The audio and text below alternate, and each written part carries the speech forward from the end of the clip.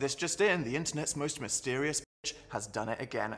Who spends a year making a coming out video, gets 10 million views and dips? What a mad lad. Yes, I am a mad lad. I've had terrible mental health struggles. While I'm back on my bullshit, so clench your butt cheeks.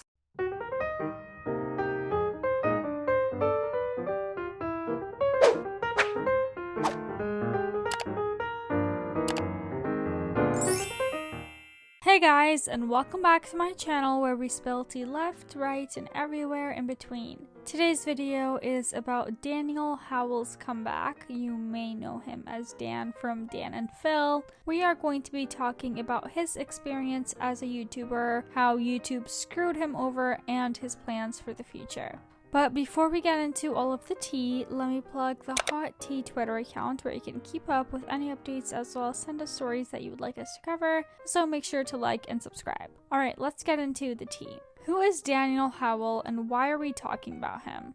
If you've been on YouTube for a while now, you know the OGs on this platform. Dan used to be part of the duo Dan and Phil. He is 30 years old, a British YouTuber, author, and presenter with over 6.2 million subscribers on his self-titled channel. He started it back in 2019 and was previously known as Dan Is Not On Fire. He has been one of the most prominent OG YouTubers, especially in the UK scene, along with names of Zoella, Phil, Alfie Days, and others. His last video was back in 2019 when he came out. Since then, he hasn't posted any videos on his channel. Last week, he uploaded a video titled Why I Quit YouTube. So far, the video has over 2 million views and has over 220,000 likes. It has been very well received and supported by many of his fans and fellow YouTubers, but we will get into that a little bit later. This is going to be a summary of his video essay / documentary. We will look into what's been happening with him in the past few years, why he dipped on YouTube, and what are his plans for the future. I highly recommend watching his full video because it's quite interesting and it gives a realistic perspective on what it's like to be a YouTuber, content creator, internet person, etc. Dan describes it as a cautionary tale about fame, followers, community, and culture.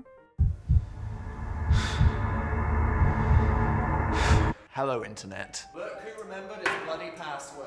Right, I got a white piece of paper behind me, and a comfortable red chair and an agenda. Let's do this. Dan starts off by talking about YouTube's motto, broadcast yourself. He goes into his beginning of being a YouTuber. Dan describes YouTube as not so popular back in the day, that it was niche, that most people thought it was just a weird website where people share funny videos of their cats. And the idea of anyone trying to make serious content on YouTube was strange, and that would include wannabe comedians, bloggers, filmmakers. He wondered what it would be like if he ever made a video like that, to have fun, share it with his friends in school. His friend Phil encouraged him to do it, and Dan describes YouTube as his hobby. It wasn't his future, although he dreamt of being an actor. Then Dan talks about how YouTube gave the sense of community at that time. It was full of creativity, honest and pure. Moving on, Dan then gets into the nitty-gritty part of YouTube when it becomes monetized. He goes on to talk about the emergence of the partner program and AdSense. Dan explains that yes, YouTube did change because of this, and a lot of people got to do more of it for the monetary benefit, but it was something good because it provided creators with income. Dan compares today's opportunities to monetize every single hobby and how encouraged it is for you to do so. He said it's much easier and well accepted nowadays to hear someone say that they're an influencer and make money out of it. He talks about the hustle culture and that it's very draining and controlling. Dan then proceeds to give himself as an example on how he didn't realize that he could have made more money at his peak on YouTube. He couldn't keep up with the game. Money wasn't his main motive. However, he enjoyed his hobby bringing in the money. Dan shares he made a choice to drop out of college, move to a bigger city because YouTube brought him more joy. But unfortunately, he was still struggling with stress, rent, and creativity. He brings up the Great British vlogger boom of 2013 that would be him and Phil, Zoella, Tanya Burr, Alfie Days, Casper Lee, and others. During that time, it was really popular for YouTubers to collaborate, and it was basically like those Instagram scams that make you follow and visit a bunch of other people's pages till you circle back from where you started. But in this situation, you actually get a comment. Then Dan shares that at that time, the more his content became popular, he was questioning if it was good enough. He also explained that in order for a creator to be successful on YouTube, there are 3 main factors involved. There's talent, luck, and right timing. He said that no matter how hard you try, you can never please the audience. Dan said that his audience over the Dan and Phil channel was expecting goofy, silly videos, but the one at his channel expected comedy and sketches. Even though both of them overlapped, he still felt split when it came to his content and making sure he satisfies the audience and that they are happy. All of this made him doubt who he is as a person, what his passion was. He dove into hate comments and how dangerous they can be to one's mental state. Dan said that even if he had 1,000 positive comments and only 1 negative, he would focus on the negative and think everyone hated him. And lastly, he mentioned how this boom in his career was restraining his real self, expressing his sexuality, and that the pressure took a toll on him. He also talks about the importance of setting boundaries. Next, Dan talks about the algorithm, every content creator's favorite part of the platform. He explained how the algorithm was initially one thing, and then it evolved and became more complex, and he talks about the many factors that are part of it, such as number of views, homepage recommendations, clickbait, tags, etc. If you haven't heard YouTubers or other creators complain about the algorithms, basically they're designed to learn how to make you, the user, the viewer, more engaged to the content and the website. It's a form of AI that learns more about us based on how we use the service. YouTubers especially have been mad about the constant changes of what content gets picked up by the algorithm. Unfortunately, there's not much you can do about it other than adapt or find another platform that is suitable for you. Back to Dan's take on the algorithm and its effect over YouTubers, he goes to explain some of the negative sides and difficulties of it. Ads and monetization, copyright and free use, YouTube community, YouTube Creator Studio. Dan pointed out that despite what most people think, people who work for YouTube are genuinely, for the most part, interested in bringing an enjoyable experience to the users and creators. Moving on, Dan talks about what it is to be a YouTuber, how it affects you, and how it is perceived by outside media and the world. He talks about the reputation and how easy it is to get into scandals and drama, and that regardless of who you are, everyone is basically Logan Paul walking into that Japanese forest. Dan describes that a YouTuber has to learn many skills. They need to be an entertainer, a video editor, a producer, graphic designer, PR promoter, etc., etc. He talks about the differences between creators and influencers, and in his words, influencers are less cringe but more evil. Dan points out that there is no time for a break. Content must be made for an occasion, the holiday period, summertime, weekends, you name it. He said that creators have absolutely no time to rest or reflect, otherwise they risk losing their audience and influence. He felt like there was no structure to his work and made parallels to what people experienced since the pandemic, remote working. He was severely lonely, he craved companionship and someone to talk to. Dan described being your own boss both as a perk and as a negative. The emotional and mental strains were too much for him and he needed a break. He said he's not looking for sympathy and that it's a first world problem, but he wanted to let people know how dangerous social media could be. Eventually, Dan came to the realization that he is no longer interested in making his regular videos. He expressed that he enjoyed working with a team with professionals. He felt like his potential was limited when he made content by himself. Dan said that for some creators, working with a team was more acceptable, but to YouTubers like him, it was a little bit harder since the content was so personal.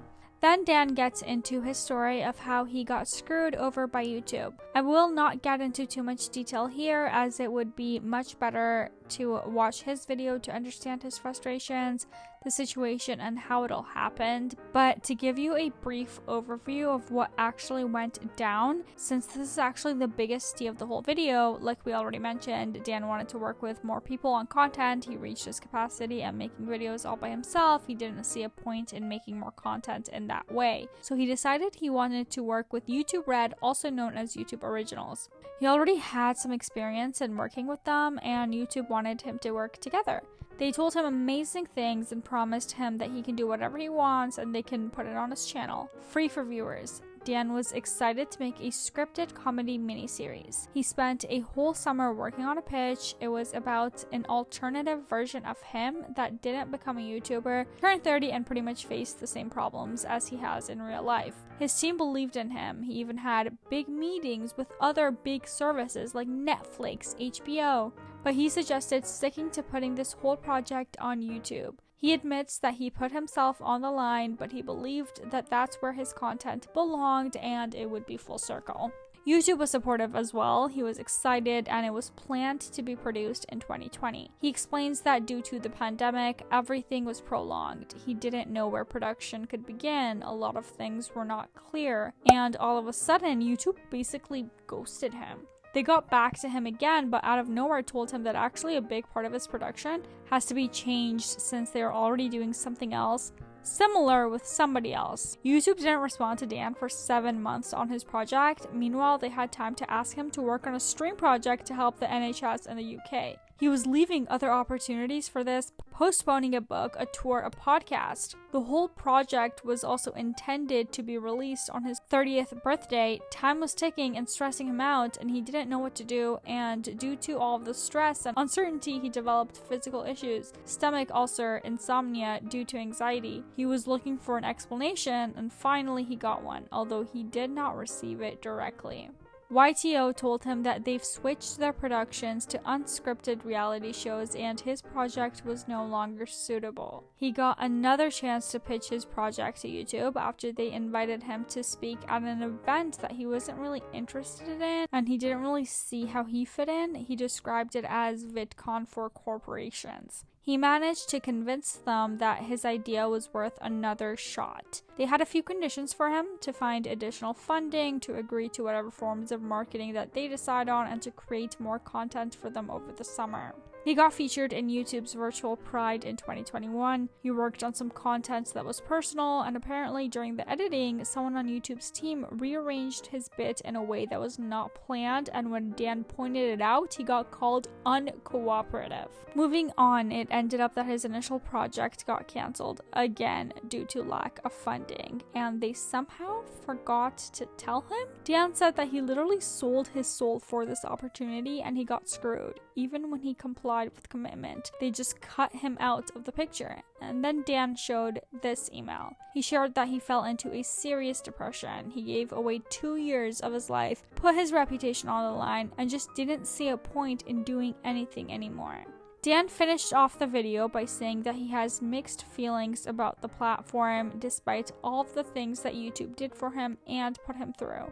However, he still loves the community despite the cons. He wants to do content again with new people who truly support him, no matter how long it takes him. He also announced that he is going on a new tour, and that's all on Dan's Why I Quit YouTube video. A lot more details have been left out, one because this is a summary and I don't want to rip off his content, and two, because his video goes in depth about his experience, so you should probably hear it from him as he can explain it better.